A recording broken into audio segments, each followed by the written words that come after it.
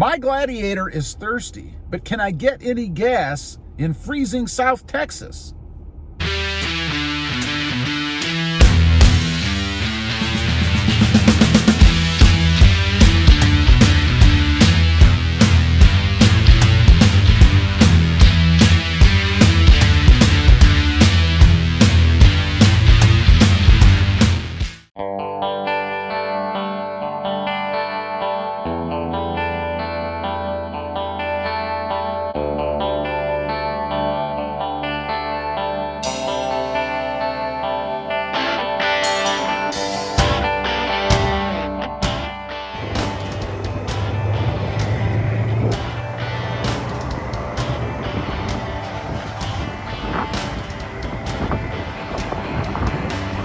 Okay, as you can see there, I was successful.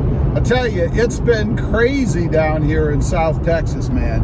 And the problem is the cold temperatures. Of course, if you watch the news, you've probably seen it.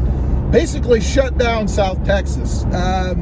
Just crazy. We had, I think, 2 or 3 nights of sub-zero, or not zero, but freezing temperatures, and it has really socked us in down here, particularly when it comes to food and gasoline.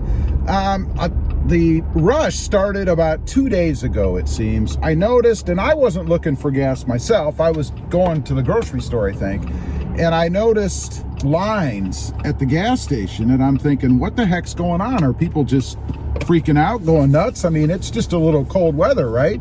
I mean, I'm from the north. I'm from Ohio, if you call that north. And we get cold weather, no big deal. I'm still used to that 2.5 years later. But there were lines at the gas stations. And then the next day I went myself, actually just driving around to see if I could find gas. And all the stations were out. Now, I'm not so sure that they were really out. I say out because I drove by and they had bags over all of the handles on their gas pumps. And typically that means a pump is either broken or out of gas. 3 gas stations were like that, and then I gave up. I thought, I'm driving around trying to find gas, burning gas. Didn't make a lot of sense, right? So I gave up. So today I went, as you saw, and I was able to get gas. There weren't lines. It was no big deal. There's no price gouging or anything else going on. But what's really happening, you see, I was wrong. People, at least I think I was, people weren't hoarding the gas. First of all, they were trying to stay warm. There were, and probably still are, a lot of houses around here that didn't have any power. And of course, the houses here aren't built to be able to withstand the cold, right? We don't normally get those cold temperatures, so we're not as heavily insulated as the houses up north are. So when it's cold outside, it's really cold in the house. So they were sleeping, sitting, staying in their cars to stay warm, burning gas to heat themselves in their cars, which I perfectly understand. I mean, you got to do what you got to do, right?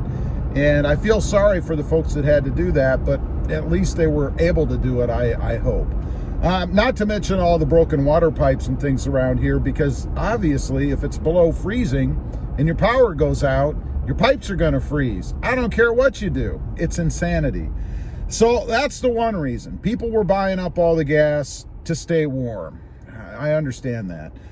Then when it comes to food, right? I went to the Walmarts yesterday or day before looking to get some food, and I noticed that a lot of the stuff was gone. Meat, milk, all of the milk products were gone, and water was starting to disappear as well. And that makes sense, because if your pipes are breaking or you have to shut your water off, you're going to need to buy water, right?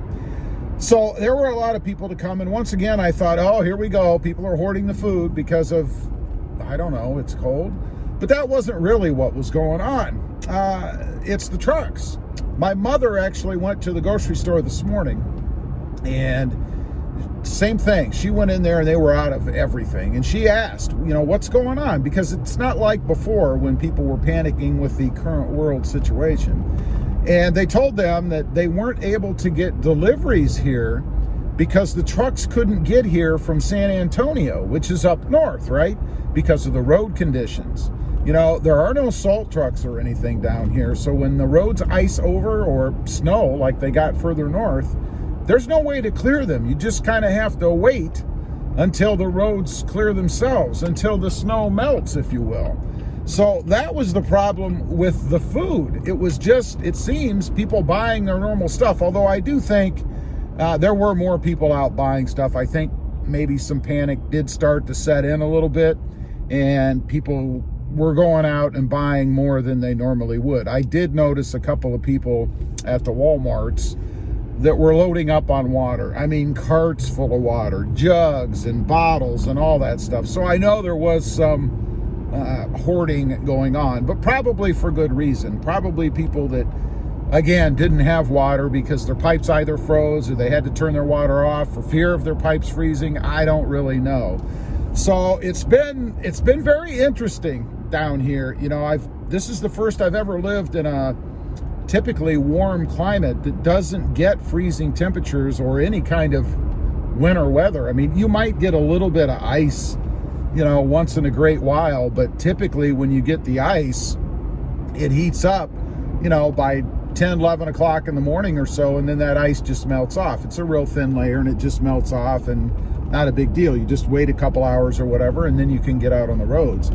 But with this weather system that went through, that wasn't an option because it didn't get warm. It stayed cold, and it still is, although it's well above freezing now.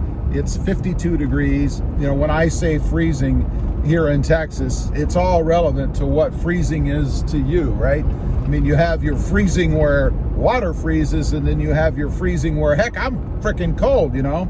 So 52 is not bad, and I gotta say, it particularly is not bad right now, given that we've had temperatures and wind chills, particularly in the 30s and 20s. So much better. We have one more night, I believe it's tonight, and that would be Friday night, of upcoming cold weather. It's supposed to be 31 degrees here tonight, and then after that, the temperatures go up. We should be in the 70s, I think, by Sunday, something like that.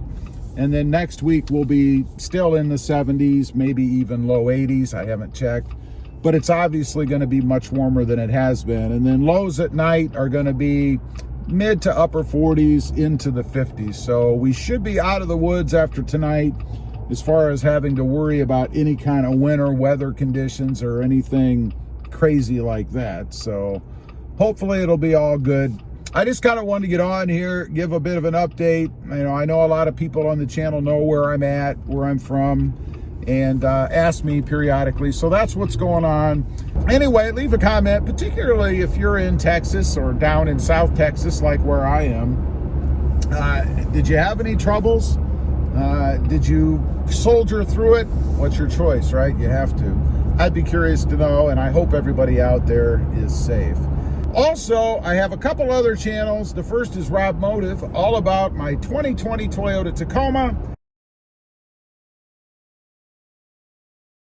And the second is Rob Motive Civic, all about my experiences with the Honda Civic Sport Hatch and the Honda Civic Type R.